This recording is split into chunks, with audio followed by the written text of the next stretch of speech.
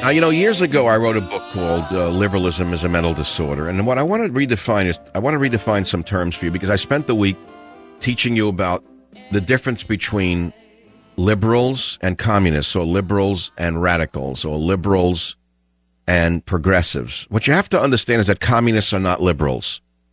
I mean, I use the phrase liberal this, liberal that, but I'm really referring to communists because the communists have taken over the liberal ideology. Many people listening to this show say, wait a minute, why does he bash me? I'm not a bad person. I believe in many of the things he does. The fact is that liberals have a fine, upright tradition. It's symbolic of great things, which is why the communists or progressives have appropriated the term liberal for their own use. But you see, you have to understand what's happening in this country. Communism is the very opposite of liberalism. Liberalism actually means the increased rights for the citizen, which we all agree upon. I agree on that. A curb on the powers of the central government. I agree with that. Freedom of speech. I agree with that. Freedom of religion. I agree with that. Freedom of the press. I agree with that. But communism means fewer and fewer rights for the private citizen, the curtailment of freedom of speech, the curtailment of freedom of the press, and the curtailment of the worship of God. In communism, the state becomes all-powerful, which is the absolute reversal of American liberalism. And make no mistake about it, my friends, communists hate liberalism. That is the genuine liberals of America. They denounce liberals, by the way. They do everything they can to destroy real liberals in communist nations. And that is because communists realize that true liberalism is a bitter enemy, a fighter for the things that communism opposes. Now, I will tell you again the next thing you need to know, because I spent the early part of the week talking about the roots of Obama in radicalism, and he is a naked Marxist as sure as I'm sitting here. In my estimation, he is far from being a liberal. Obama represents to me the end of the arc that was begun in the 60s, if not sooner. And the example on the extreme other side, the violent side of communist revolutionaries, was the Baader-Meinhof gang, which I talked about. He is certainly not a violent revolutionary. He is the silent type of revolutionary. He's gone within. In the Frankfurt School of Communism, they taught people how to convert a society from within. And he has done that. But again, communists are not progressives. You understand that? They all say that they're in the camp of progress. Communists say that they're progressives.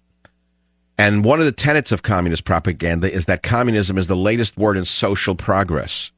You hear that? They claim that any other form of government, especially our mere constitutional government, is outmoded, old-fashioned, and antique. They claim communism is the wave of the future. They say that religion is the opium of the masses, and it must be destroyed. They must cast God out of the country. They must get rid of the oppression of Christianity. And they say if you join the Communist Party, you will see progress. And those who do not follow the communist teachings are reactionaries, fascists, and warmongers. Now, everybody listening to the show wants progress. If you grow soybeans, you want to grow better soy. If you grow corn, you want to grow better corn. If you even have a green lawn, you want to weed out the dandelions and have better grass. If you're a manufacturer, you want to develop a better product. That's normal. That's real progress. But the communists have stolen this idea and have convinced many of you that they're progressives, but the exact opposite is true.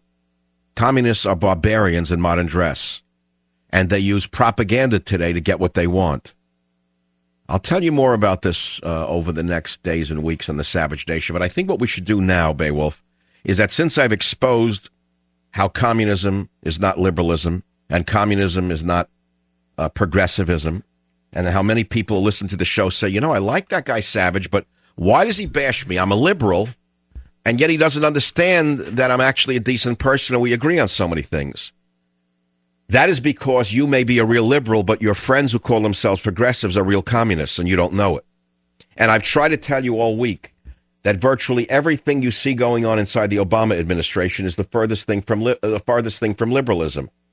The takeover of an industry, that's not liberalism, that's communism, or at the very least socialism. The attempt to influence talk radio, as we reported yesterday on the show, by having zombie callers call shows like this and how to call shows about the so-called healthcare scam, that's not liberalism. That's not freedom of speech. I think what we should do right now, Beowulf, is is throw some red meat to the left wing and play the piece on the Baader-Meinhof gang from earlier in the week. It's only a few minutes long, and it's worth doing. You have that ready to go? I'd like to play that one, Phil. Please put it up. Play it right now. I take you back in time to the Baader-Meinhof gang in Germany in the 70s. You don't have to actually know who Baader was or who Meinhof was to understand what I'm about to tell you. I'll just tell you in short, the Baader-Meinhof gang was a radical left-wing group of machine gunners and bombers who attacked the middle class, kidnapped, all in the name of peace, justice, and love. Now, they supported the Arab cause. They hated Jews in Israel. They claimed they hated Zionism, not Jews, but of course they hated Jews and Zionism, being the grandchildren or the children of Nazis. They really didn't fall far from the tree. Although they posed as leftists who were out for social justice and in favor of the third world and the third world liberation theology, by the way, which Obama was fed for 20 straight years at his church, in his colleges, etc., liberation theology. You heard all of that, third world liberation theology. It's exactly what Obama was bred and schooled in. And the Obama-Baader-Meinhof connection is what I want to talk about today. So that when we talk about the health care bill, which is going to come up over and over again, you have to understand how this connects to the radicals going back to the Baader-Meinhof gang, who were influenced by the writings of Mao Zedong and the philosophers associated with what is called the Frankfurt School and Marxist philosophers such as Herbert Marcuse. Now, many of you have heard of Saul Alinsky and Bill Ayers, but you may not have heard of Herbert Marcuse. Herbert Marcuse was the founder of the Frankfurt School of Marxist theory. And one of the main ideas of the Frankfurt School was that instead of outright revolution and social disruption, the left would allow society to continue providing goods and services and to defend the nation, while they, the left-wing intellectuals, would take charge of education, manipulate the public with media propaganda, corrupt morality through the entertainment industry, and infiltrate government bureaucracy at all levels. Does it sound familiar? This is exactly what Barack Obama has succeeded in doing. He's not the first, but he certainly should be the last in this long line of Marxist revolutionaries who have been in the White House. I would say Bill Clinton was the first. We also know that Obama's childhood mentor, Frank Marshall Davis, was a member of the Communist Party. We know that Obama admits attending, quote, socialist conferences. We know that Obama admits reading Marxist literature. We know that Obama became a community organizer and came into contact with the Democratic Socialists of America, who then endorsed his campaign for Illinois State Senate.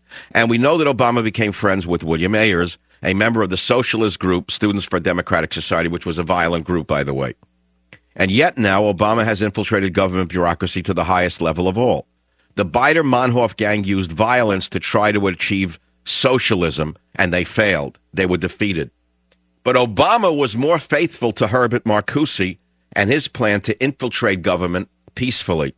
And he has succeeded beyond his wildest dreams.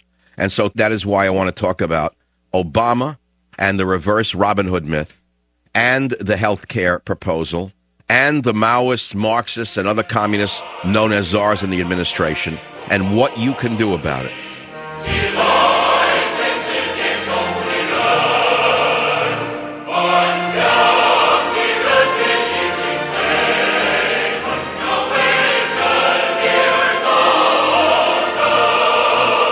All right, so there was a teeny little micro lesson in political philosophy. But remember that much of what you hear that is disguised as liberalism is merely double talk. It's the double talk. It's part of a communist deceptive device known as Aesopian language. What is Aesopian language? Nearly everyone listening to the show is familiar with the fables of Aesop, Aesop's fables, such as the fox and the crow and the lion and the mouse. And often the point of the story is not directly stated, but must be inferred by the reader. This is called a roundabout presentation. Lenin and his associates before 1917, when living in exile, made frequent use of Aesopianism. Much of their propaganda was written in a roundabout and elusive style to pass severe czarist censorship. And so the early communists desired revolution but could not say so.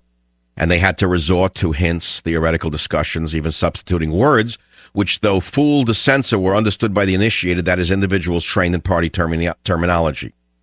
And so if you read the official history of the Communist Party of the Soviet Union, the Bolsheviks, telling how Bolshevik agitation in St. Petersburg in 1912 was led by Pravda, the communist newspaper, explained that the periodical could not openly call for revolutionary action. That would have brought the government down upon them. So hints instead were put into the paper that were understood by the communists were used. You understand? Now, what does it have to do with today? It's the very same propaganda techniques being used today by the administration and by the newspapers in America that don't outright call for revolution or social upheaval, but they hint at it. They send out the code words, the hinted code words, such as diversity, such as equality, such as racism, such as social progress. These are all code words for a communist revolution, whether you know it or not. And don't think the people in the newspaper business don't know it. They know it very well. Don't underestimate your enemy, which is all I can tell you. In fact, the first rule of warfare is know thy enemy.